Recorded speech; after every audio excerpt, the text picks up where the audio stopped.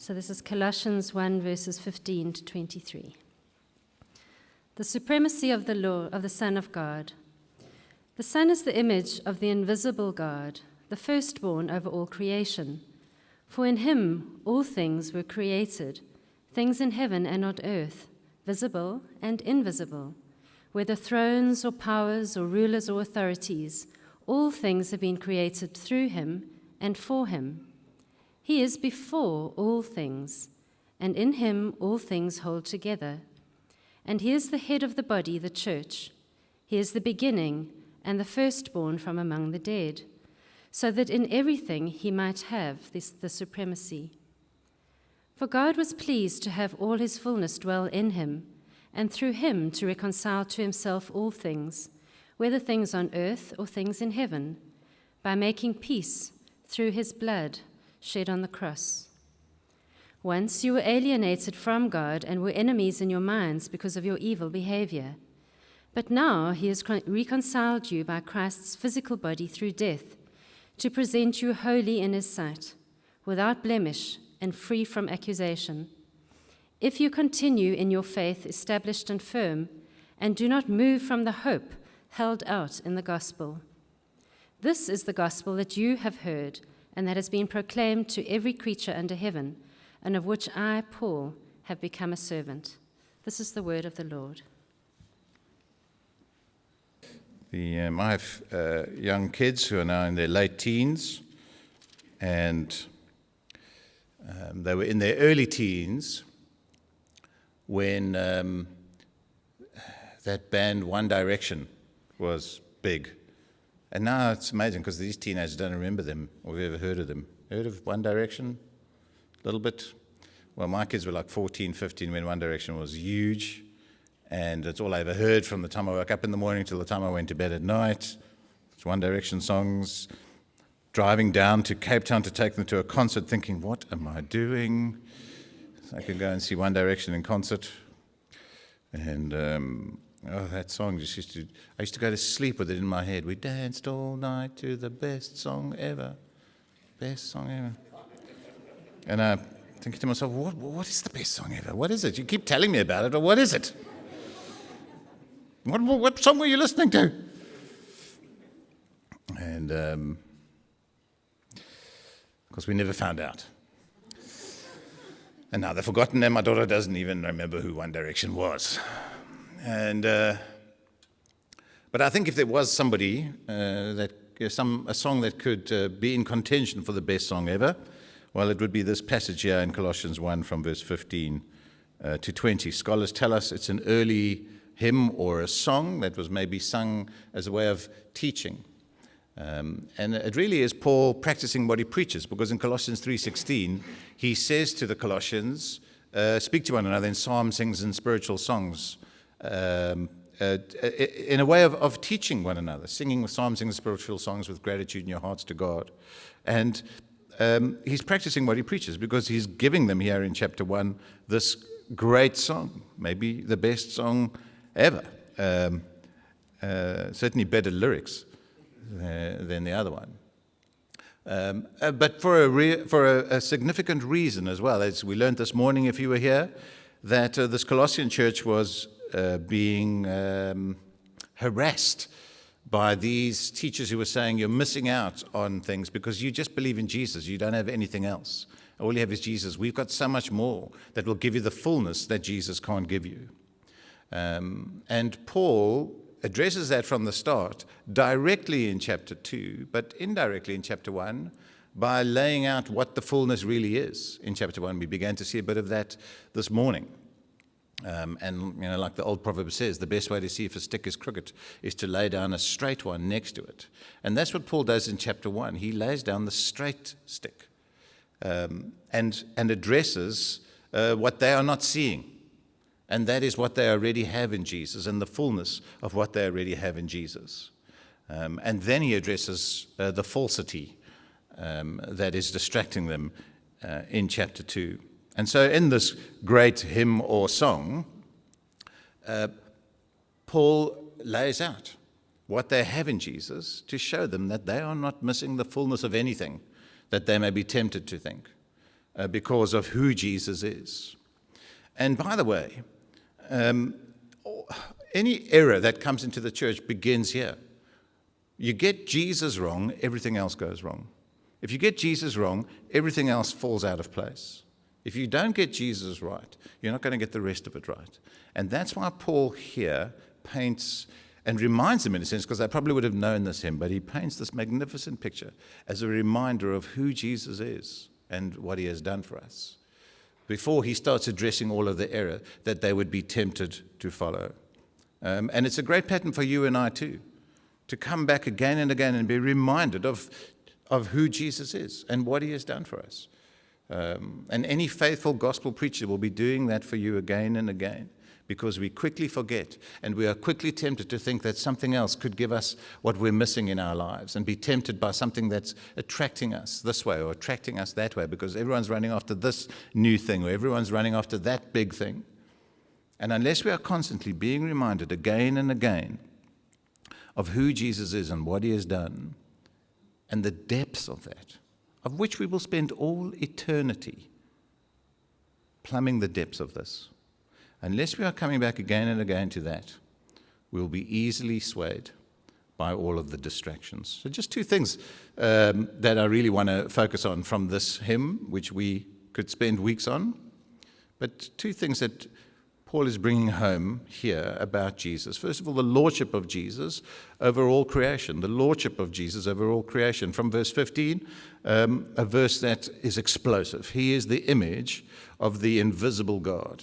Jesus is the image of the invisible God. That Greek word, image, icon in the Greek, means a visible representation of someone or something. Jesus is he's not just a reflection of God, like a hologram or something. He's not just some sort of idea of God, as some people say. He is God's image. He is, as this word means, God made visible. If you want to see what God looks like, you look at Jesus. This is abstract, but if God had a passport and you looked at his passport picture, it would be Jesus' face on it. That's what Paul is saying here. If you want to see God visibly, if you want to see a picture of who he is, it is Jesus. Everything that God is seen in Jesus. He is God made visible. He is the image of the invisible God, the visible of the invisible. Paul says, if you want to see God, look at Jesus. This is what the scriptures do. They show us who God is in Jesus, as revealed to us. And he occupies that God position in creation. The firstborn of all creation. That firstborn, that word firstborn, and all the times in the scriptures except once, in Luke chapter 2, baby Jesus, that's the only time it refers to a firstborn baby, the firstborn. But its predominant use, not just in the Bible but in other Greek literature, is of a position or of a status. That's the status you occupy. In that ancient culture, the firstborn was a status. It was a position that you occupied because you were the heir. The firstborn inherited everything. You know, it's like Prince William. Prince William is going to become the king. Prince Harry is just going to be Harry. He's never going to be the king unless he assassinates his brother or something like that. And even then, it's actually not going to happen because he's going to have to kill the whole line. George won't be happy. But the firstborn inherits everything. The secondborn doesn't. He's not going to be king. Never will be. And that's the picture here. The firstborn is the one who occupies that position or that status as being the heir of everything, the one under which everything else falls. And that's the point here. It's about Jesus' preeminence over our creation. Not that he's the first created thing in creation. It's talking about Jesus as creator. The whole song is about Jesus as creator, not about created.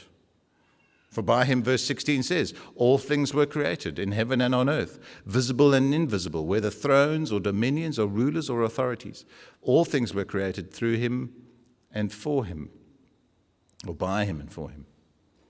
Some translations, I think, NIV says, in him all things were created, which is probably, I would say by him is probably the best translation of it. But what it's saying is, because it's an instrumental, is that Jesus is the means by which all things are created.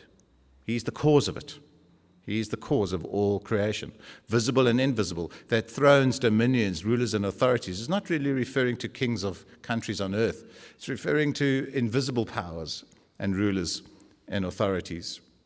And particularly because in Colossae there seemed to be a bit of an obsession with that, invisible powers, angels, and other demonic beings and so on, good and evil, invisible things, which seemed to be attracting people, giving them a bit of a taste and enticing them into finding out more about those things, which were really just a distraction and taking them away from Jesus.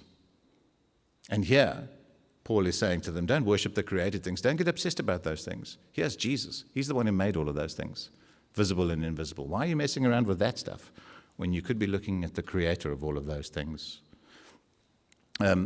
Now, this is quite significant because there's a lot of talk about this being a Jewish or a Gentile community or a mixture of both. There seems to be a lot of Jewish kind of thinking in Colossae, but it also seems to be mixed with pagan things. But the thing that is most profound for people reading this letter in that first century is that Rabbi Paul is telling these believers in Colossae that Jesus is God the Creator. Now that is huge, because Rabbi Paul knows, the Shema, Shema Israel, Adonai Eloheinu, Adonai Echad, which is not speaking in tongues, that's Hebrew, meaning, Hear, Israel, the Lord our God, the Lord is one. There's one God. And Rabbi Paul is saying there is one God, and his name is Jesus. And that is earth-shattering for these people to be hearing. Don't get obsessed with these other things. There seemed to be a bit of obsession, particularly in Jewish mysticism in those days, which is the roots of modern-day Jewish Kabbalism, which is a mystic type of Judaism, that angels and demons and those things were significant and you needed to kind of find out about them. Some people worshipped them or said they worshipped with them. Paul says, there is one God. We worship one God, and his name is Jesus. And he's the creator. All of these aspects of God, Yahweh, are found in Jesus. The God who created the universe and the God for whom the universe is created. Do you see that there? All things were created through him and for him. Now that's very significant. I didn't get a chance to look at new cars once, but a friend of mine was buying this fancy car and he asked me to come along and have a look at it. And the salesman kept saying, no, this car's got ergonomic design. It's ergonomic design. And I'm thinking, ergonomic design? What's ergonomic design? It sounds like some sort of weird, bohemian kind of saying or something. And he said, no, ergonomic means it's designed for the human in mind. And I'm like, I'm so glad that I haven't designed it for my dog or something like that, because it's a car. I'm going to sit in it. And then I'm sitting in this car fiddling with the ergonomic design, which is way too advanced for me because it's got 7 levers and the things and a seat warmer. Lucky you need a seat warmer in Durban, and maybe today. And you're fiddling with the thing, but it's all going wrong, and eventually I end up getting squeezed like a sad falafel in a pita. And it's definitely done. I'm not feeling very ergonomic at the time. But that's ergonomic design, things that are designed with you in mind. The hairdryer is ergonomically designed for you to hold it and dry your hair. Your phones are ergonomically designed for you to hold it in the palm of your hand and make sure that I don't notice it while you're tweeting because the sermon is boring and things like that. It's ergonomically designed for that. These kind of things are made for us. The seats you are sitting on are hopefully ergonomically designed for you to sit on and be comfortable. Paul says, everything in all creation is made and designed by Jesus and for Jesus. You see, now think about this.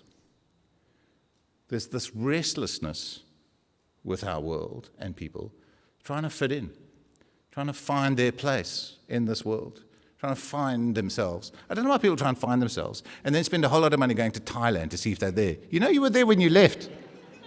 Just look in the mirror. There you are. I save you a lot of money. But the reason why people do that is because they're restless. They know that something is not right. They're looking for something.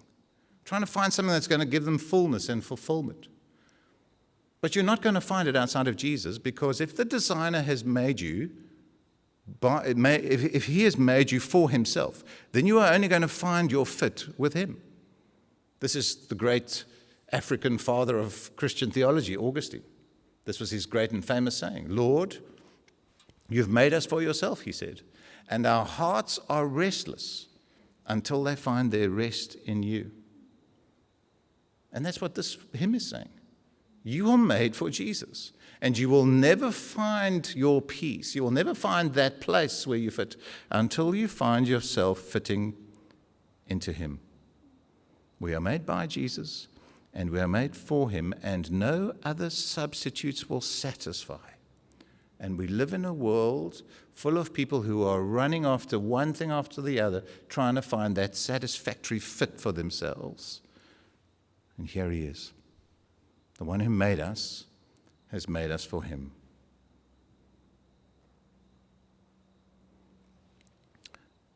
And he keeps us alive to give us opportunity to find that out. Verse 17, and he is before all things, and in him all things hold together. He's before all things. In other words, there never was a time when Jesus was not. Again, not created, because there never was a time when Jesus was not. He cannot be created. He is the creator. And not only is he the creator and eternal, every day all things hold together because of him.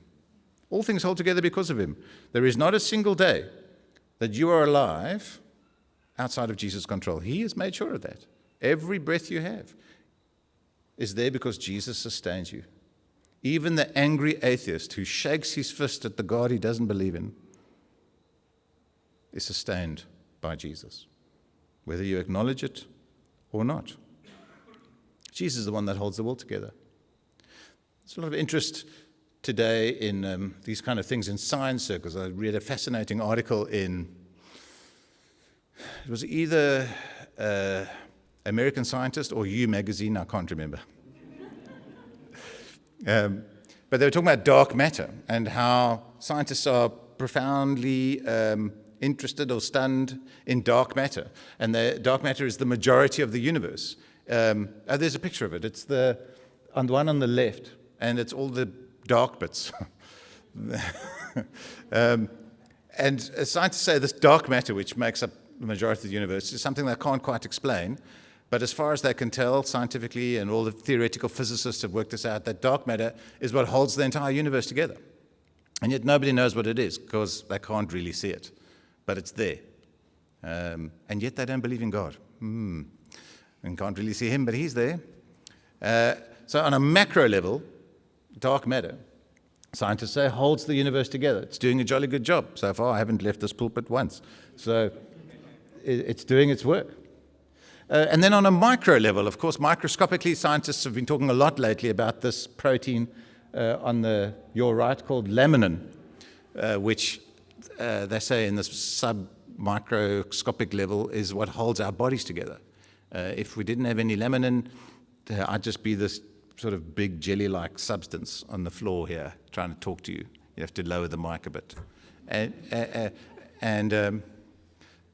I know some people have picked up on the cross shape of it and said that's a sort of a message for you in a microscopic level that Jesus is holding you together. I like it. Maybe it's true. It's there. But it's bigger than that. The hymn tells us that everything is held together by Jesus, the dark matter and the laminin. It's all held together by Jesus. Every day, all over the world and all over our universe. That's Jesus. That's what he does, and he sustains it, all the scriptures say, by his word, each and every day. Now, if that's who Jesus is, I think you should pay attention to him. Don't you think? Now, there's this too, that the creation that Jesus is Lord over and the world that Jesus is Lord over is broken because we live in rebellion against the Creator. And you see that in 1,000 different ways every day in our broken and damaged world, both in our own hearts and in the world and creation around us. And you do have these evil, invisible principalities and powers at war with God and his work. Which is why Paul, in the second verse of the song, in the second verse of the hymn, brings home the second aspect of Jesus' lordship, and that is his lordship over the new creation, verse 18. His lordship over the new creation, and he is head, verse 18, of the body, the church. This new creation is called the church. That word means the gathering or the gathered people. It's not buildings. It's not an institution. It's not a denomination. It's the people of God that are gathered to God in Christ. And that is what Paul is talking about here in verse 18. And just as Jesus is the beginner of the of the old creation, he is the beginner of the new creation. He is the beginning. The verse goes on to say, the firstborn from the dead. There's that same pattern again from the first verse, that same pattern in the second verse, that same word, firstborn. Jesus is head or preeminent over all creation, and he's head, beginning, preeminent over the new creation. Yes, by his resurrection from the dead, but not because he is the first from the dead, but because he is preeminent as that first to rise from the dead. And in him, everything falls under him in the new creation. That's why it says that in everything or all things, he might be preeminent. Now, I hope you've noticed as we've been going through this, how often that word comes up. All things. Jesus is Lord over all things created by him and for him. 8 times the word appears in the Greek between verse 15 and verse 10 in this hymn, and that is very significant because Paul is building up a case to correct this false teaching that he's going to deal with directly in chapter 2. Because the constant cry of the deceivers and the deceptors and the tempters and all the alternatives that are being presented to you is that Jesus is not all you need, that Jesus isn't enough for you, that Jesus isn't going to give you all that you're looking for. He's not God of all that there is. He's not able to give you all that will satisfy. And Paul again and again brings home the fact that Jesus is all that you need. He is all that satisfies. He is all that you will need to find that place and that peace and that fullness. That's why verse 19 says, for God was pleased to have all his fullness dwell in him.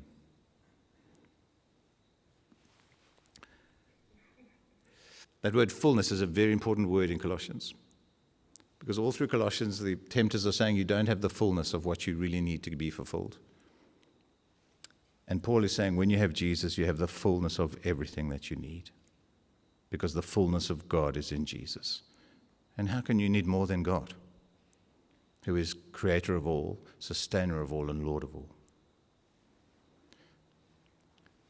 But the constant temptation that you and I have in our sinful hearts is that he isn't all, that he isn't enough, and that we need something else. And you even see it in church circles. Because we're offering people what they're looking for now because there's something missing, some wealth that you need, or some more money that you need, or some success that you need, or health that you need, that you haven't got everything. And the constant temptation is to believe that. And every time someone preaches that or says that, or you need this or you need that, you know what they're doing? They're trying to shrink Jesus. They're trying to reduce him. And it even affects preachers. It affects religious circles. I remember going to a friend's wedding, and they didn't invite me to do the wedding, and I realized why, because they didn't want someone to tell them about Jesus all the time. And the minister did the wedding, and he said to them, he gave them some wonderful marital advice about, always be kind to one another or something like that. And I knew we were in trouble when the text for the sermon was Louis Armstrong's song, What a Wonderful World. And he said to the couple, he said to them, just remember, in your married life together, always keep a little corner of your life for Jesus.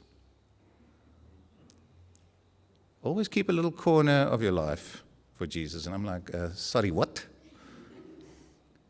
And you see, and that's a preacher saying that. You know why? Because he has allowed the world to shrink his Jesus. To shrink his Jesus into a little corner. Because he hasn't seen the greatness and the fullness of who his creator and sustainer and Saviour is. My friends, if you get Jesus wrong, you're going to get everything else wrong. If you reduce him to anything less than he is, you're in trouble. Because the fullness of who God is found in Jesus and nowhere else. Now, just lastly, under this picture of Jesus as Lord of all creation, just look at why he is Lord of all creation, verse 20, the Lord of the new creation. And through him to reconcile to himself all things, whether on earth or in heaven, making peace by the blood of his cross. Why is Jesus Lord of the new creation? Because he has won that new creation to himself. Once at war with God in rebellion against him, now at peace with him. How has he made that peace? By the blood of his cross. Just a couple of weeks ago, the United Nations were meeting and all of the world leaders went over there. It was quite fascinating watching it. I don't know if you know this, but at the entrance to the United Nations building in New York, which I have seen with my own eyes, name dropping, at the entrance to the United Nations building in New York is this wall as you come in to where all the world leaders gather.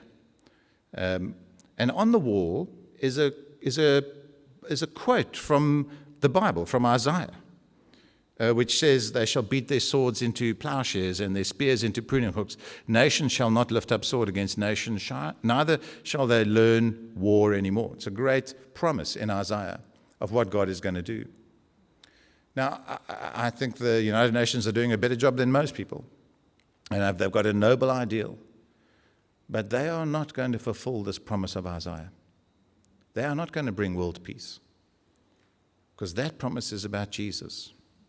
And here in verse 20, how does he make that? How does he bring that promise to fulfillment? And through him to reconcile all things to himself, whether on earth or in heaven, by making peace by the blood of his cross. The peacemaking act of Jesus is his violent execution on the cross. Anything but peace it may have looked like at the time. And yet that is the peacemaking act that Jesus makes between rebellious humans like us and a holy God. And it's that peace that makes Jesus Lord of this new creation, of men and women from every tongue, tribe, and nation that have found peace with God and with each other because of what Jesus has done for them. Now, friends, there can't be something better than that. There can't be. Don't be fooled into thinking that there is. Which is why, lastly, I ask you, as this scripture brings home, is Jesus your Lord? You, verse 21, who once were alienated and hostile in mind, doing evil deeds, he is now reconciled in his body of flesh by his death, in order to present you holy and blameless and above reproach before him. Verse 22 in the NIV, but now he has reconciled you by Christ's physical body through death to present you holy in his sight, without blemish and free from accusation. If Jesus is the one who reconciles us to God, shouldn't he be the one that you are trusting? That word reconciled is used to describe a person who is an agent who brings estranged people back together again, say a divorced husband and wife. The reconciler comes to counsel them and to bring them back together again, to bring that reconciliation. It's a restoration word. Well, Jesus, our mediator, brings about our reconciliation to God, not by negotiation, not by counsel, but by death. In his body, verse 22, on the cross. And not only bringing us reconciled to God, but bringing us blameless before him, in order to present you holy and blameless and above reproach before him. Because of what Jesus has done, when you stand before God, and every Christian feels like this, you know you're a sinner. That's why you come to trust in Jesus. And in your heart, you will know that you are rebellious against God. And all the gospel is teaching us again and again is to learn that actually there is nothing between you and God anymore.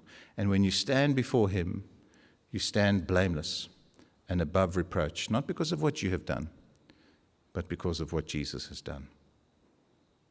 And that's the great treasure of the gospel, that you stand before a holy God blameless, though you're so conscious of your own sin. And the accuser may still continue to tell you that. Because of Jesus, you stand blameless before him. Don't waste your energy feeling guilty when you're trusting Jesus. Jesus has paid the price for your sin, And you stand before God because of what Jesus has done, blameless and above reproach. But here's the big if. Verse 23. If, indeed, you continue in your faith, established and firm, and do not move from the hope held out in the gospel. This is the gospel that you heard, and that has been proclaimed to every creature under heaven, and of which I, Paul, have become a servant. This ties our whole introductory section together that we began this morning. This is the gospel that you heard. This is the gospel that you've believed in. This is the gospel that the world is hearing. And this is the gospel that saves you, if you continue in your faith. Paul is not saying here that you can be saved and then fall away. He's saying that if you fall away, it's going to show you were never there in the first place. If you continue in your faith, there's a sign that you're there in the first place. So continue in the faith. Continue under his lordship and be part of this new creation. Here's an interesting thing that I've discovered as I've talked about this passage. There's kind of an idea that Jesus being Lord of all creation is the big thing. And then Jesus being Lord of new creation is this little kind of, the Bible-believing born-agains, this little sort of subsection of the world and creation. And there's this kind of idea that the creation, Jesus is Lord, and then the new creation, the church, is, those people who are like the born-agains, and they read their Bibles and they do their thing. Do you realize this? The new creation will be all that there is. The old creation is gone. One day it will end. And the new creation will be the fullness of everything there is. If you're not in the new creation, you will not be there. Don't think you're just in this little subsect, new creation under Jesus who's died for our sins. That is all there is and will be for all eternity and will be the fullness of all there is. And you will be there if you are in him. Let's pray.